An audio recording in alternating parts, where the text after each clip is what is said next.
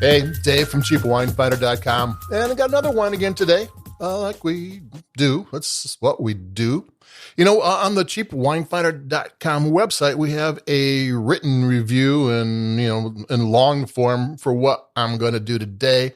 Most of this talking is kind of like in addition to. So if you're actually interested in the wine, check out the www.cheapwinefinder.com.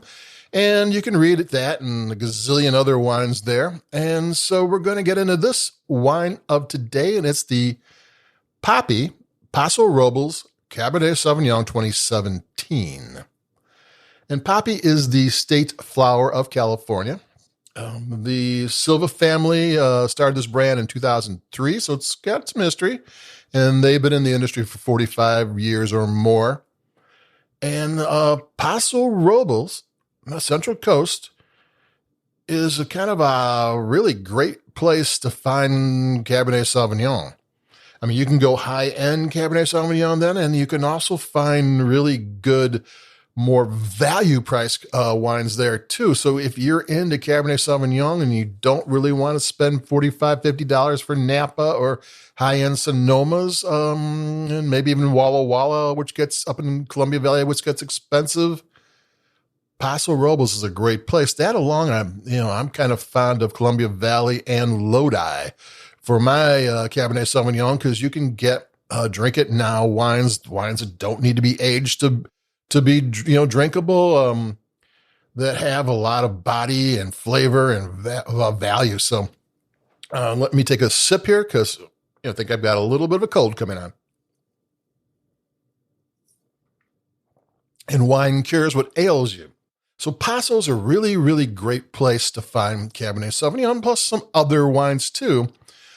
But there's another reason. I was reading up on this wine, and it has a few techniques that are interesting. And the first one is something that I had never read before, and it's thermovinification. And they also do maceration. And another thing about this is I love wineries that have websites that actually tell you a little bit about how they made the wine. Now, I don't really need to know all the winemaking techniques, because I'm not making the wine, I'm just drinking it.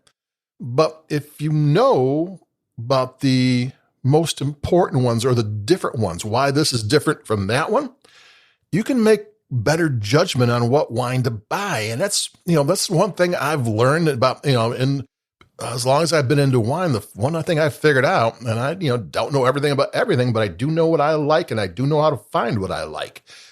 This website, we don't use a lot of samples. We basically go out and buy a wine that we want to talk about.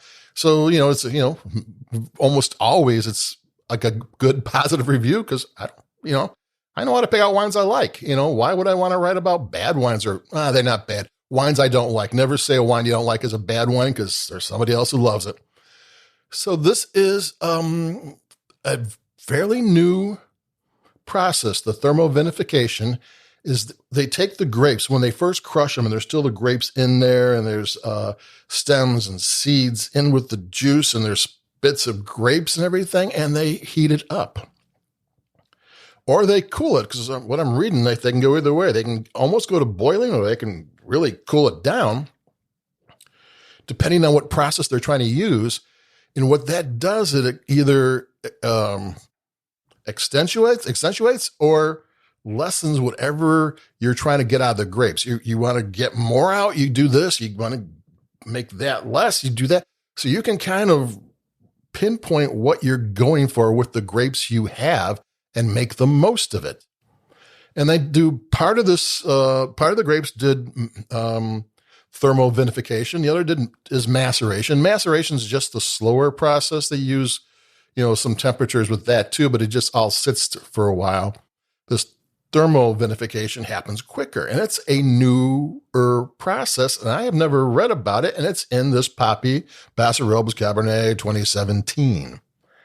And, I remember when I first got into wine, micro-oxygenation was a big deal. Robert Parker, who was the leading wine critic way back when, he's now kind of retired, had a Michel Roland who out of Bordeaux who was going around to all these wineries and hey, you want to be famous, do our technique, and everybody was up in arms. And nowadays micro oxidation is not a big deal anymore.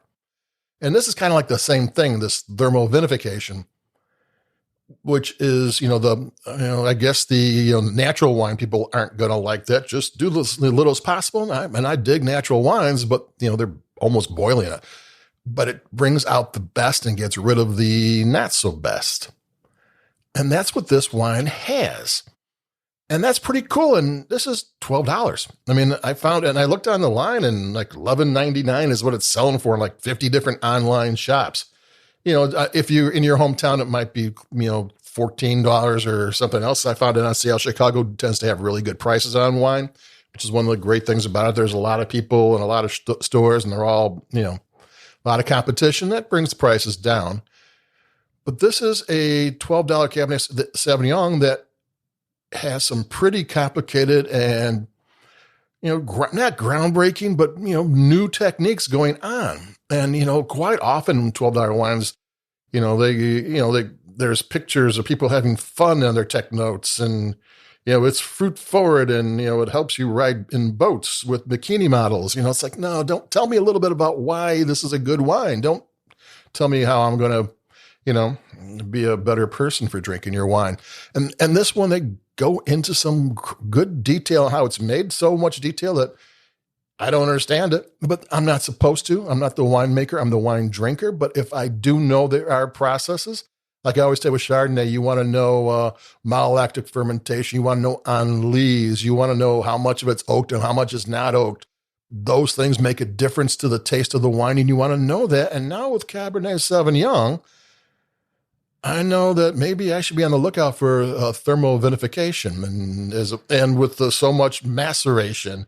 And, then they add whole grapes and they're talking about doing things before the fermentation stops. They said, the wine's still sweet. I'm thinking, why is it still sweet? Well, that means, the yeast turns the sugar into alcohol. So they're doing stuff before the fermentation is done and moving it to another process. And then it gets, so I don't really, it's like, whoa, what's going on here? I don't know, but I like to hear about it. And, maybe I'll make a point to try to figure out what you're talking about at some point, but that it's there is kind of cool, and it's new to me.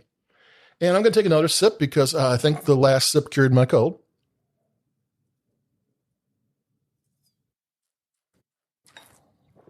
Another thing about this $12 kind of innovatively made Cabernet Sauvignon is that when they're all done with the vinification, maceration, fermentation, they put it in small French oak barrels for 18 months. That's something you find in $25 plus wines.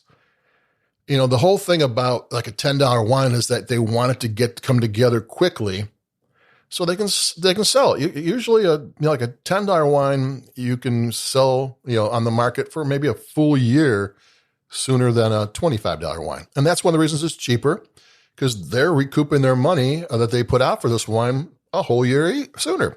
That makes a difference. And this one's got 18 months in oak, which means it's going to take a little bit longer. It's a 2017, but it's going to take a little bit longer for it all to come together and make it all, all balanced and nice in your glass. And that's another thing about the flavors of this. This thing is not flavor shy. There's flavors all over the place, and often with inexpensive wines or value-priced wines, they're a little bit flabby. They're a little bit, they're big and they're juicy and they're fun, but this one's kind of lean. It's flavorful and lean and sleek kind of. It's kind of got structure and balance for $12. And not that that's completely unheard of with value price wine anymore. I mean, it's getting better and better and better every year. I mean, I've been doing this for going on 12 years, and every year it's gotten better. I mean, it's hard to find a really wine that doesn't cut it in terms of quality. I mean, there's always wines you like and don't like, but quality is usually pretty good.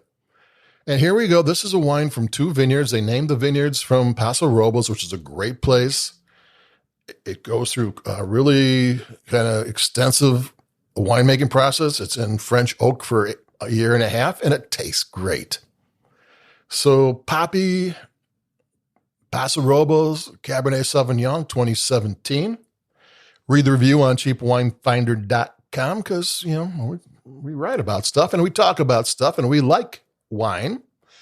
And we try to bring wines to you. We don't rate them. I don't give grades to wine. I can't remember what I drank last week, so how can I grade anything?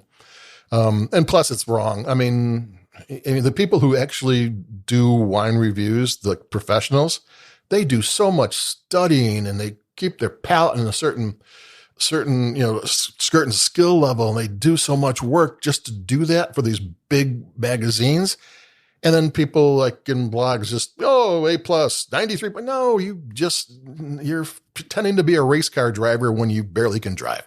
So I don't give points out. We just talk about what we like and why we like it. And that's that. And I'm done because I found a cool wine at the Paso Robles Cabernet Sauvignon.